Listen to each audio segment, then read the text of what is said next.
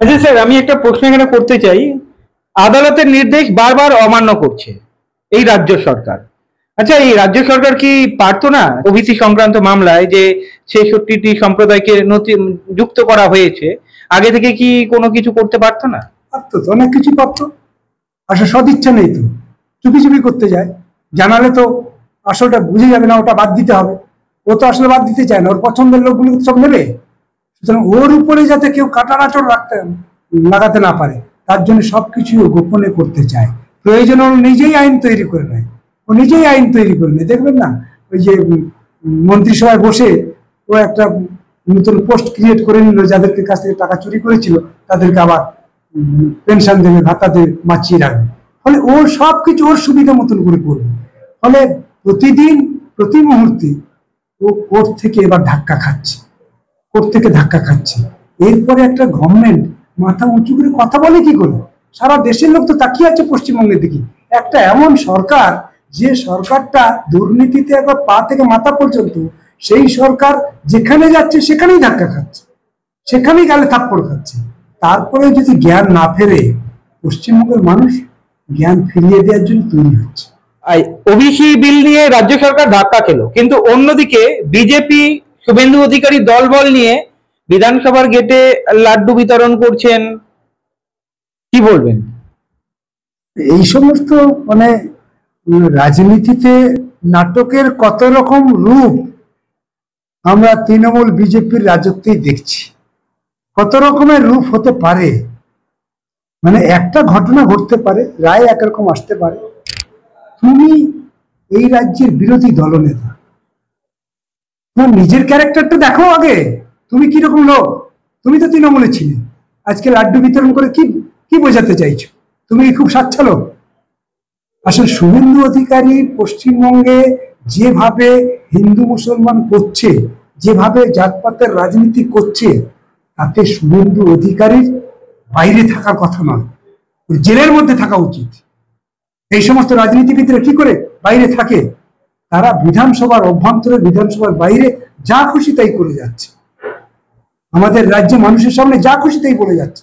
একটা রাজনীতিবিদ এইভাবে বলতে পারে না। তার একটা ন্যূনতম দায়িত্ব থাকা উচিত। তার একটা কথার উপরে সমাজের অনেক কিছু নির্ভর করে। এরা তা মনে করে না।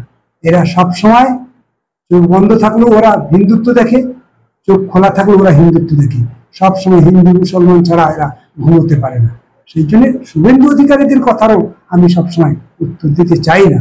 তবু আপনি প্রসঙ্গটা নিয়ে এলেন। আমাদের রাজ্যে এই শুভেন্দু অধিকারীর মতন নাট্যকার রাজনীতিবিদ আমি অন্তত এর আগে খুব কম দেখেছি। ওবিসি সংক্রান্ত মামলা রাজ্য সরকার ধাক্কা খেলো, অন্যদিকে কি মনে হচ্ছে না বিজেপি একটা অক্সিজেন পেয়ে গেল? কারণ আমরা দেখতে পাচ্ছি বিজেপি নারী সুরক্ষা, হিন্দু ওবিসি অধিকার রক্ষা নিয়ে বিভিন্ন জায়গায় আন্দোলন করছে, মিছিল করছে। আপনারা তো শুধু এই সমস্তই কোশ্চেন করছেন, কিন্তু আপনাদের একটু ভাবতে হবে, ওই নারী সুরক্ষা, হিন্দু বিল, এই সমস্ত নিয়ে কেন করছে? আসলে ওরা এটাকে নিয়ে বেঁচে থাকতে চায়। ওরা জানে ওটাকে নিয়ে বেঁচে থাকতে পারবে না। বেশিরভাগ লোক হচ্ছে গরিব, বেশিরভাগ লোক হচ্ছে শ্রমজীবী, কৃষক, ক্ষেতমজুর। এই অংশকে ফাটল ধরানোর জন্যই ওরা এই হিন্দুত্ব সামনে আনতে চায়, ওরা এই বিভাজন আনতে চায়। সেই জন্যই ওই অক্সিজেন গুলোকে উপস্থিত করার চেষ্টা করছে। এইটা আপনাদের খুব ভালো করে বুঝতে হবে। ওরা যা কিছু করছে বেঁচে থাকার জন্য করছে, অক্সিজেন নেয়ার জন্য করছে। কারণ ওরা জানে যে বেশিরভাগ মানুষ হচ্ছে আজকে গরিব মানুষ। সেই গরিব মানুষকে ঐক্যবদ্ধ করছে, সেই গরিব মানুষকে ওরা জোট করছে। কারা? লাল ঝান্ডা।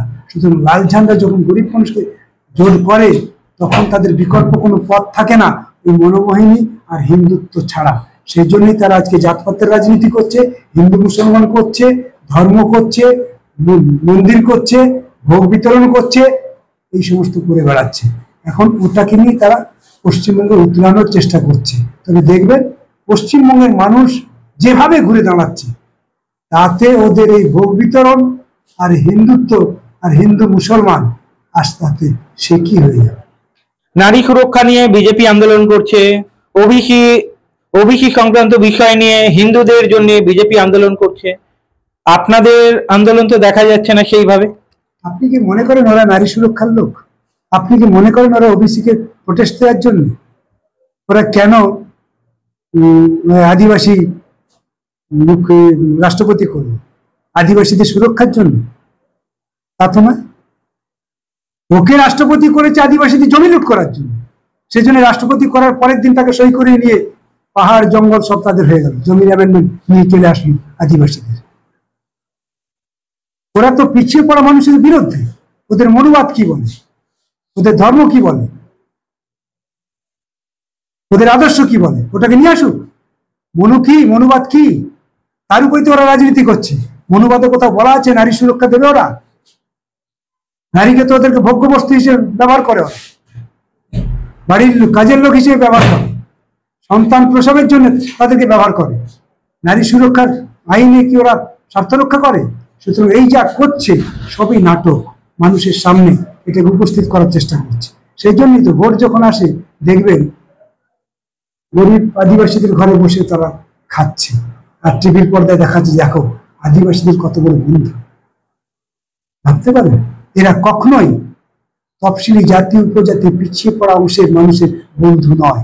এদের ভোটটার জন্য যত রকমের নাটক করার তা করতে হবে। তাই ওরা আজকে গোটা দেশ এবং রাজ্য জুড়ে আমাদের রাজ্যে এই নাটক করার চেষ্টা করছে। সুতরাং আপনি যে কথাগুলো বললেন নারী সুরক্ষা, এটা হচ্ছে নাটকের জন্য করছে, ভোটের জন্য করছে, নারীদের সুরক্ষার জন্য। কি অবস্থা বলতে দেখি, নরেন্দ্র মোদী ক্ষমতায় আসার পর নারী নিরাপদে আছে? নিরাপত্তা আছে গোটা দেশে? প্রতিদিন কোথাও না কোথাও নারী নির্যাতন হচ্ছে। কোথায় নারী সুরক্ষার জন্য আইন? কিন্তু ভোটের জন্য ঠিক আছে।